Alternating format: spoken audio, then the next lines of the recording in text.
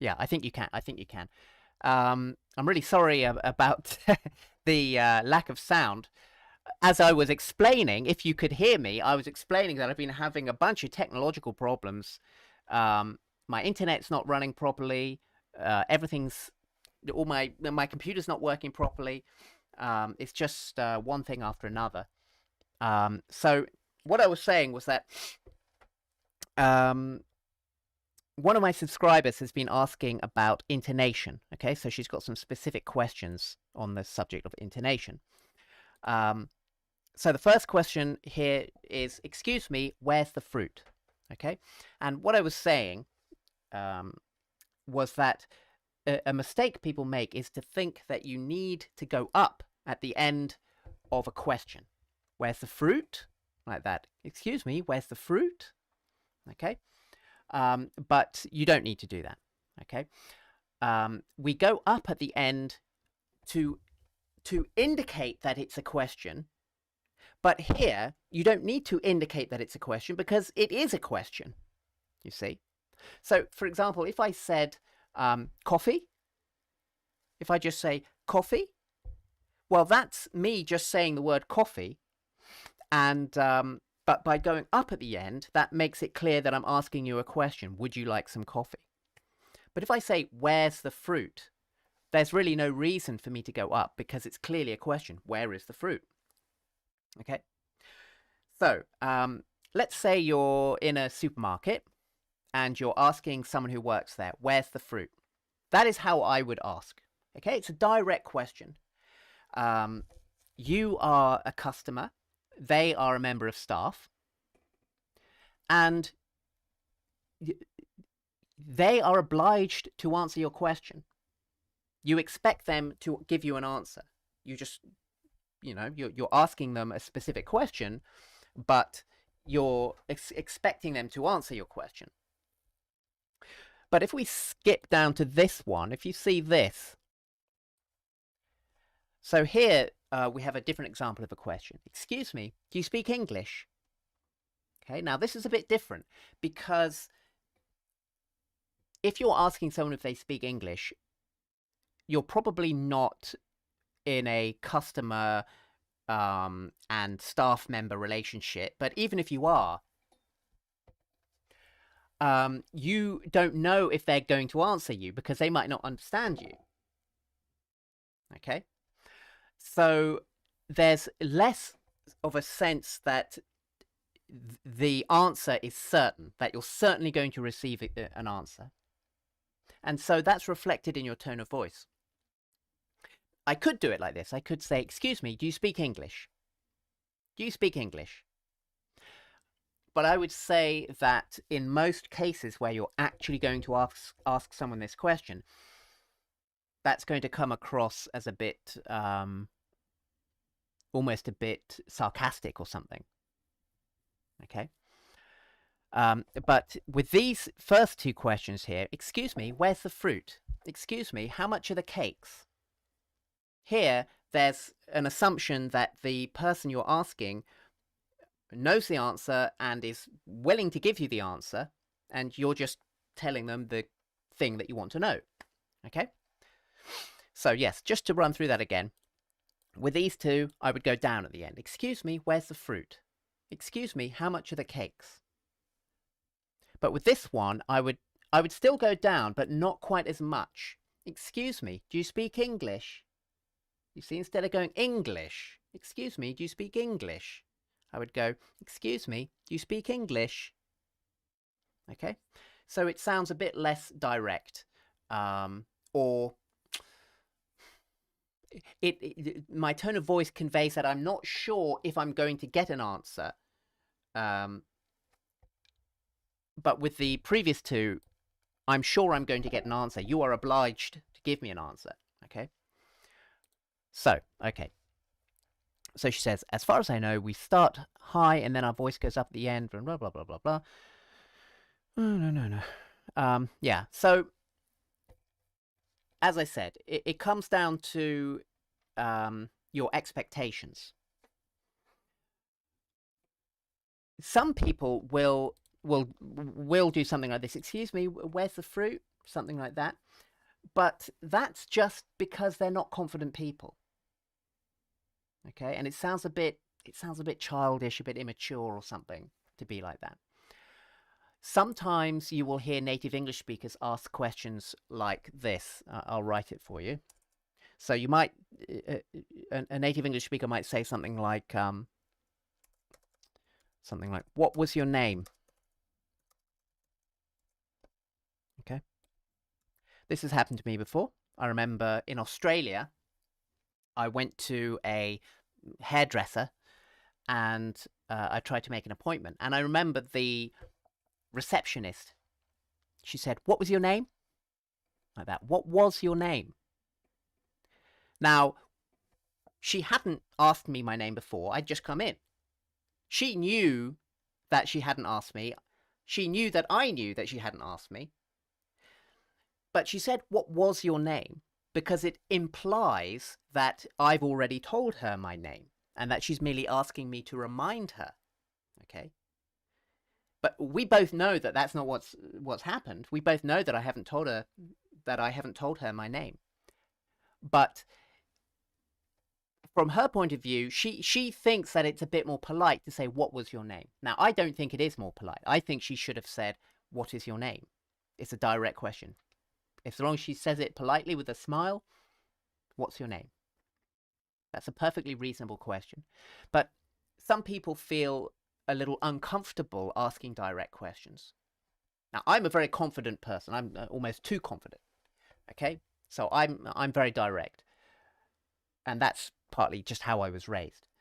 But some people feel uncomfortable being so direct, and that's okay. Everyone's different. So sometimes people will say things like, "What was your name?" because it feels less sort of confrontational. But it's really not necessary. I don't think that's good English. I think it's better to be direct. Okay. So, connected speech. This was the next thing she asked me about. In particular, ch and j assimilations. Right. Okay. This is something that I've been asked about many times. There's this idea that when you connect a word ending in a t sound to a word beginning in a y sound, like you, that you're supposed to make this ch sound. So she's got some examples here, like this. Watch you. Watch you. What you... you are what you eat. Something like that. You are what you eat. Okay? No, do not do that. If you do that, you're going to sound like you come from New York, like you're from I don't know, Brooklyn, New York, or something like that. "Hey, what you doing?" Something like that. You know, you sound like Joey from Friends, or you sound like I don't know, some sort of gangster or something. No, it sounds terrible. You will hear that in London as well.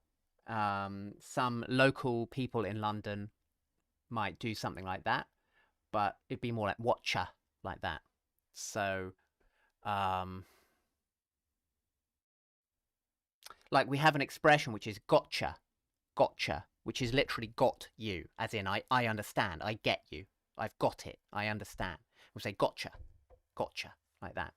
But that's a very London thing. When you're connecting a syllable that ends in a t consonant to another syllable that begins with a consonant, use a glottal stop. Okay? So I would say, what you. You are what you eat. Not what you eat. You are what you eat. Okay, here, that you. Same idea. Not that you. You know, that you are. No, that you are. That you. Might you. No, might you. No, might you. You know, might you pass me the salt? You might say something like that. And then with the j sound, did you? Did you? No. Again, you might hear a native English speaker do that, but it's not to be copied. It sounds terrible. Did you? What did you do? No, just did you, like that. Did you. So when you're connecting a syllable ending in a d sound to another syllable beginning with a consonant sound, just put your tongue into the d position, okay, and hold it momentarily and then proceed to the next sound. So here, I'm not going did, like that, did you. I'm just going did, holding it there, you see? Did you, like that. Did you. I'm certainly not going did you. Okay. Do you? Well, this is different because it doesn't end in a consonant. Do. It ends in a vowel, so there's really no special way of connecting them. You just say do you. Okay. Although maybe what she means is that you might hear someone say just like Jew. What do you do today? What do you do today? Jew instead of do you. If you've ever seen the film Annie Hall, it's a very famous film from the early 80s, I think. It's a Woody Allen film. It's an American film. And he makes this joke at the beginning where he's talking to his friend and he's telling his friend how he was having a conversation with someone else and that person said something racist, something anti-Semitic, because Woody's character is Jewish. And he said, so this person said to him, oh, I just had lunch. Jew eat? And he said, Jew, like that, Jew eat. And Woody Allen's character thinks that that was a deliberate sort of racist remark because he was calling him a Jew. Jew eat. Okay. I suppose that would really be did you eat? But again, this is these are characters in New York City. Really, you should not do that, okay? It's not do. Do you want to go out? Do you want a cup of tea? Do you want a cup of tea? Sounds very rough if you do that. No, just do you, like that. Do you want a cup of tea? Okay? Do you want a cup of tea? Do you want to go out? Then she's got send you. So again, same thing. Not send you. Send you.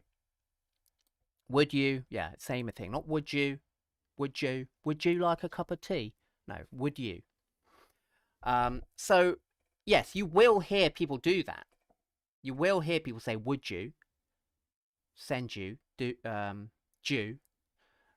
But I would not advise that you do that. When you get to the end of a syllable that ends in a d sound, just put your tongue into the d position. Would. Hold it momentarily and then proceed to the next syllable. Would you?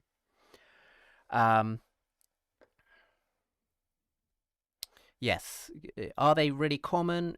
Quite common, yes. Is it okay to use them? I don't recommend it. Will it sound native? It might do, depending on your overall accent. Now, this person who's asking these questions, if you were here last week, you will remember that she gave me a sample of her spoken English that we listened to, and it was very good, actually. So maybe if you have very good pronunciation, you'll sound like you grew up in London or something like that. But no, I would not recommend it at all. Natural or silly. Yeah, again, it depends on the person. But whoever you are, even if you're a native English speaker, I would recommend that you don't do that. Now, another excellent question. So, the end of words like longest, latest, biggest, smallest, funniest, loudest. Okay, how do we pronounce that ust part? And she asks, is it ist with the vowel I, or is it ust with the vowel or are they both correct? Well, I would say they're both correct. I suppose native English speakers would probably, for the most part, say that it's better to use loudest, as opposed to loudest. But I would say, as a teacher of pronunciation to people who are learning English as a second language, I would say that for most students, you should generally just use a schwa. Okay, we use a schwa, this vowel we use this vowel in weak syllables, totally unstressed syllables, like loudest, okay? In some cases where you have a weak syllable, you can use I, okay, loudest, for example. But in many cases where you can use I, you can also just use a. And so this is an example of that. Longest, you can say longest. You don't need to say longest. And if you're learning English as a second language, I would advise you to just use a schwa whenever possible, longest. Because if you try and use I, you'll probably do it wrong because it's difficult. The vowel I is a little bit difficult. You'll probably do it too strong and you'll go loudest or something like that, which is too strong, instead of loudest. Or you'll do more of an E vowel. That's a very common mistake. So you'll end up saying loudeast, big east. But it's not big east, it's biggest. So I would say just use a schwa. However, again, this particular student is pretty advanced.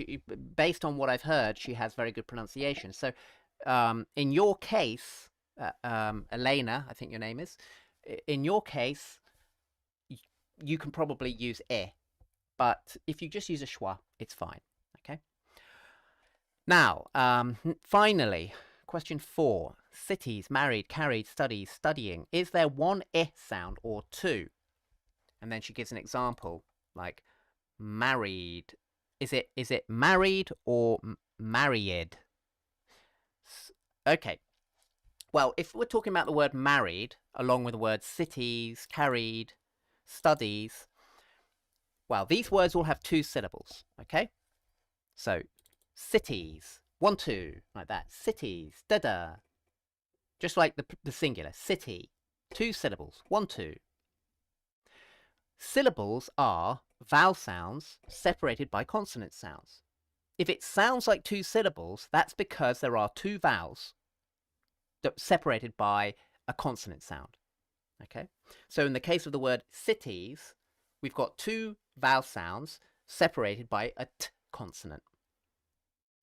In the first syllable, we have the vowel I, and in the second syllable, we have the vowel E, cities. And it's the same in married. We have A in the first syllable and then E in the second syllable. Carried, same thing, A, E. Studies. But now we have A in the first syllable and E in the second syllable. Studies. Now, studying, this is different. Studying, it sounds more like 3 syllables, doesn't it? Studying. Da-da-dun. 1, 2, 3. And if you think about the construction of the word, it's made from the verb study and the suffix ing. So study-ing. Well, study is clearly 2 syllables, isn't it? Study. Da-dun. 1, 2. Like that. Study. 1, 2. So we've got 2 syllables there, and then we've got ing, that's 1 syllable, so it's 1, 2, 3. Studying, 1, 2, 3. So again, syllables are vowel sounds separated by consonant sounds. So studying must have 3, if it sounds like it has 3 syllables, that's because it's got 3 vowel sounds separated by 2 consonant sounds. So the first vowel is a, the second vowel is e, as in study, and then the third vowel is I. Okay? So the second vowel and the third vowel are separated by the consonant sound d, study. And then the E vowel is separated from the final vowel, the I vowel in ing, studying, by a y sound. Okay? Now, this y consonant, it's really just the end of the E vowel. Okay? So if I give you another example, if I take the word, let's see,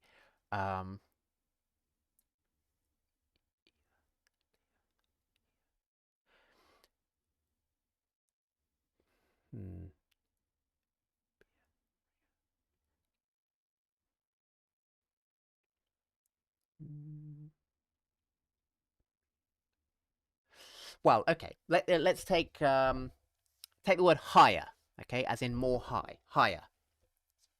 So that's 2 syllables. It's high, which has the diphthong I, and then the second syllable is just Okay, so it's higher, more high, higher. Now the diphthong I ends with the vowel E, doesn't it? R-E, I, high. And when I say higher, it sounds like there's a y sound in that word, doesn't it? Higher, y, higher. But that y sound is really just the end of the I diphthong. You see? Because with the E sound, and again, we have with the diphthong I, the diphthong ends with the sound E. With the E sound, you have to put your tongue into the same position as you use for a y consonant. You see? E, E. And so then when you go into the next vowel, as in higher, where we go into the vowel because our tongue is in that y position, as we transition into the it sounds like we're making a y consonant, like in the word you or yellow. Okay, higher. So the same thing is happening here in the word studying. Study ends with a vowel, the vowel E, but the vowel E itself ends with a tongue position that's the same as we use for y. So when I go study and then I go into the ing, studying, it sounds like there's a y sound. Okay? So yes, in studying, we certainly have 3 syllables, 3 vowels. It's not studying. So yes, you see, she said, is it studying or, well, or studying. So the answer is it's studying. And there's a y sound here. If I just make this a bit bigger. Hope you can see that. Just scroll down a bit. Hold on.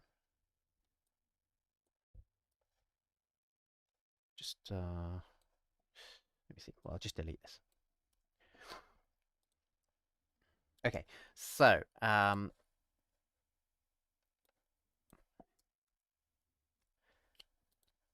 yeah, so she's asked, is it studying or is it studying? Studying.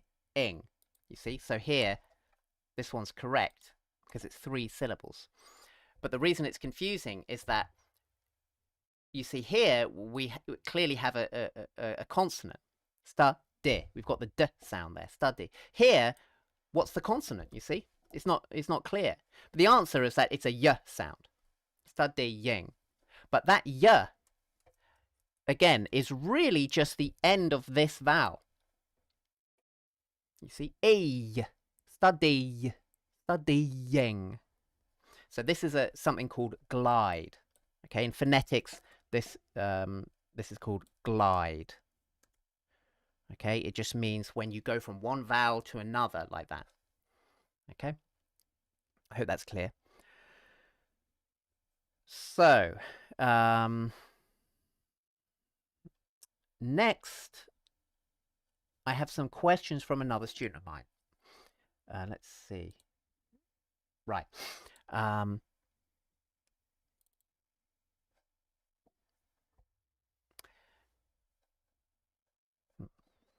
Sorry about that.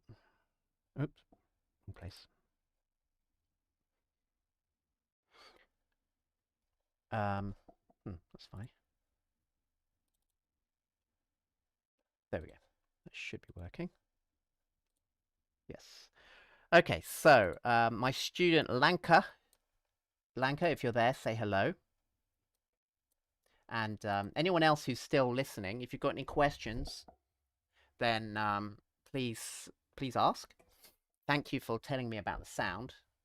Okay, I would have gone on for an hour without sound if you hadn't told me about that.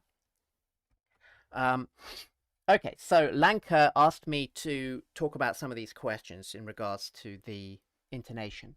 And I see someone has said, good afternoon, can I send you my audio recording on Monday? Yes, you can send your audio recording anytime you want. Okay. So Lanka wants to know about these questions. Okay, so let's look at the first one. Where are you from? Now, there are a number of different ways in which you can say this, depending on the context. So if you're asking someone very directly, let's say,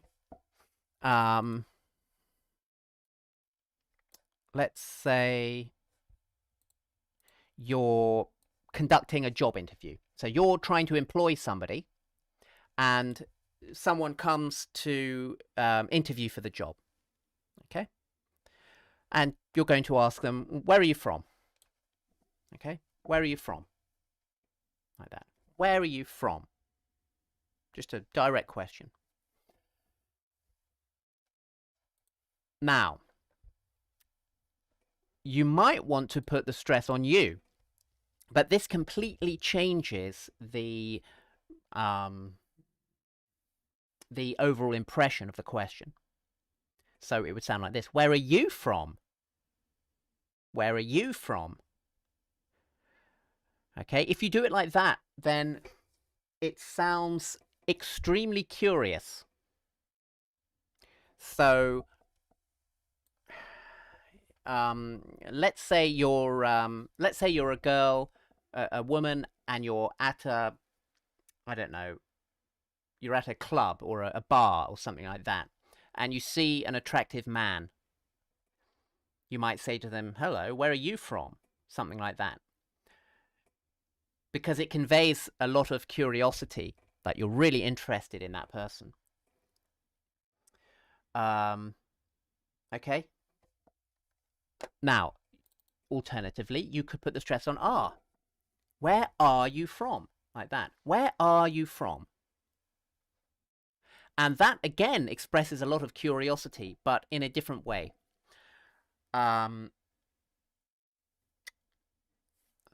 This would be more like you really are curious about where someone comes from. There might be something strange about this person. Like they might be wearing very strange clothing. You know, maybe they look like they come from another planet. Where are you from? Like I really genuinely can't imagine where you could be from. I'm really curious about where you come from. Okay? Whereas if you say, where are you from? That sounds more flirtatious, because what I'm really interested in is you. Where are you from? I don't you know, it's not like there's anything unusual about you that makes me wonder where you come from. It's more that I'm interested in you. Okay? I'm not particularly interested in where you come from. It's more about you. Where are you from? Okay? So basically, you're going to say, where are you from? That's a basic question. Where are you from? If you're trying to convey a very high amount of curiosity about that person, perhaps because you find them attractive, you might say, where are you from? Okay? Okay, I'm going to assume that you can hear me, because I've got no reason to think that you can't. Maybe that comment was delayed. Maybe it's from earlier. Okay, so as I was saying, basic question, where are you from? If you're really curious about the person, you could say, where are you from? That's a bit flirtatious. Probably better if a woman says that to a man. If a man says that to a woman, it's maybe a little bit too flirtatious. You know, sounds a bit sleazy. Where are you from? That's more that you're really curious about where this person actually comes from, maybe because there's something strange about the way they're dressed or something like that. Yeah, okay, so next question. Again, what are you doing? This is just a direct question. What are you doing? Yeah, you're basically just asking someone what they're doing, okay? Again, if I put the stress on you, what are you doing? Well, that's probably something you would say in response to someone asking you what you're doing. So if someone says to me, hi, John, what are you doing? I say, oh, I'm doing this, that, and the other thing. What are you doing? You see, that's a response. You've asked me what I'm doing, and now I'm asking you. So you say to me, what are you doing? And I say, da-da-da-da-da, what are you doing? Okay? Now, next we've got the stress on are. What are you doing? Now, this is something you will hear. You will hear people say things like this. What are you doing? Like that, putting the stress on are. What are you doing? And that is used to convey that whatever that person is doing seems really strange. So you see someone doing something that looks very unusual, and you say, what are you doing? Like, you're really curious like that. Maybe they're doing something foolish or strange, something like that. Okay. So then we've got, I really appreciate that. Again, just go down at the end. I really appreciate that. That's all you have to say. There's nothing complicated to it. Yeah. Okay, that one's not particularly interesting. Thank you very much. Next one. Thank you very much. Yeah, again, just go down at the end. Thank you very much. It's as simple as that. It's not complicated. Thank you very much. If someone says to you, thank you very much, you might want to return the sentiment. If you've benefited each other in some way, they've done something for you, you've done something for them. Like, for example, you buy something from somebody. Someone's selling their car, and you buy their car, and you say goodbye, you shake their hand, and you say to them, thank you very much. And then they reply, thank you very much. Okay, this is quite common. Someone says thank you, and you respond with thank you very much. Okay, thank you very much. Thank you very much. So that's used when you're responding to someone who's just thanked you and you want to thank them back. Okay. Of course, thank you is often used in a sarcastic, ironic way. Someone does something to hurt you in some way, something that makes life worse for you. You might say thank you very much, or thank you very much, or something like that. But yes. Okay, so I'm sorry. Now, this is an interesting one because it depends what you mean. Often people say I'm sorry to convey that they didn't understand what you said and they want you to repeat yourself. So if you're just apologizing, it's just I'm sorry, or something like that. But if you're asking someone to repeat what they said, you might go, I'm sorry, like that. I'm sorry? What did you say? Sometimes people use this expression to convey disbelief. Someone says something, they tell you some crazy news, something really unusual, and you say, I'm sorry? Meaning, what did you say? Something like that. Okay, now she's got this question, don't you mind if? Now, you probably mean, do you mind if? Usually we're going to say, do you mind if? Do you mind if I open a window? Do you mind if I open a window? It's as simple as that. You don't need to do any special intonation. Do you mind if I open a window? You don't need to do that. Just, do you mind if I open a window? It's as simple as that. If you're saying, don't you mind, well, that's usually used to ask someone how they feel about something that seems bad, which has already happened. Okay? So, for example,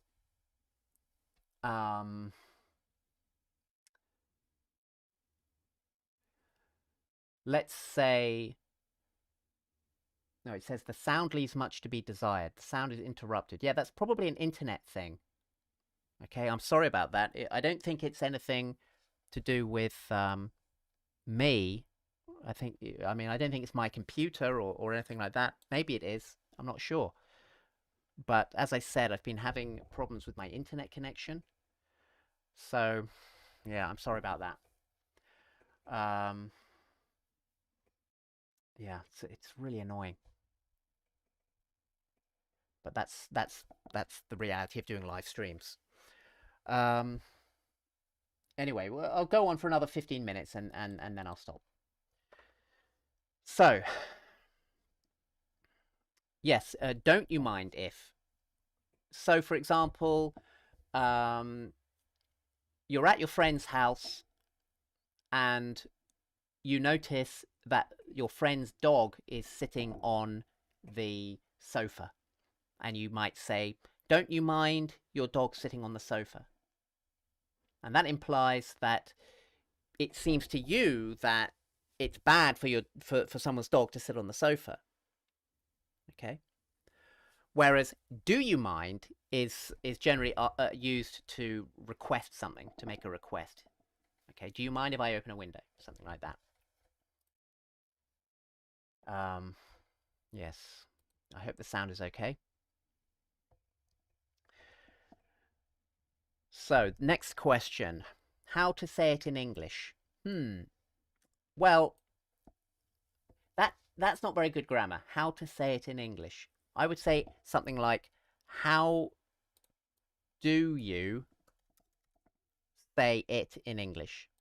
Okay. How do you say it in English? Or how do you say this in English? Something like that, depending. How do you say it in English? Okay. So that's the important thing there. Not how to say it in English. Because that's not a question, is it? That's not a complete question, how to say it in English. You know, you could say something like, he taught me how to say it in English. Okay, that would be correct. That would be a correct sentence. But as a question, that you can't do that. It has to be, how do you say it or that in English? Okay, how do you say it in English?